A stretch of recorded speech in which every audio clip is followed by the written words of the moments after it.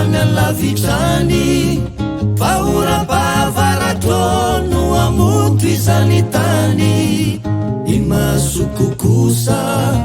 votondranomaso alahelo no miavoso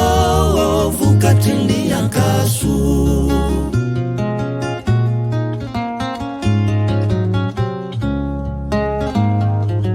midonany any akaratra manakony lavitrany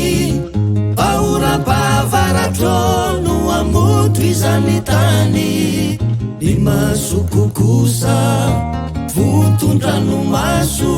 alahelo no miavoso vokatry ny akaso ralalo fainganare ianao aza motsy malalo zao fahoriko izao ekise tomitomany tsy vitako izao irery fa ny fiainany eto antany ny firaisanano ery fahoram-pavaratra mikitsa sesilany kalay volana tomaratra dia ino fatakonany ralala miverena fa ifonako ny efa vita ifokisay manateno azo titsita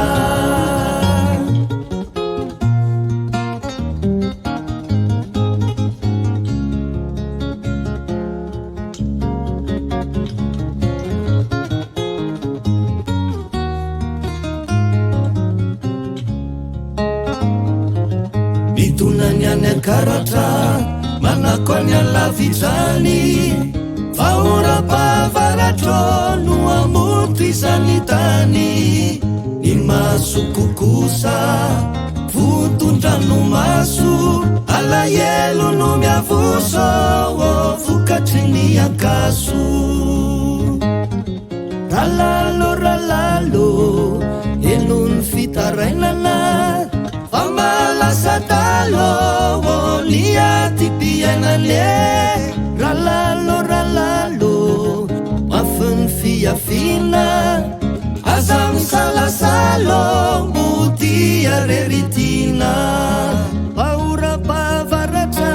no mikitsa sesilany kalay volana tomaratra dia ino fatakonany ralalo faingana miasosoranao kizay moti amin'ny tanalo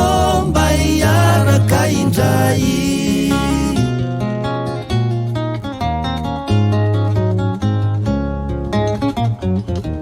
midonany any akaratra manakony lavitrany fahoram-pavaratro no amoto izany tany ny masoko kosa votondranomaso alahelo no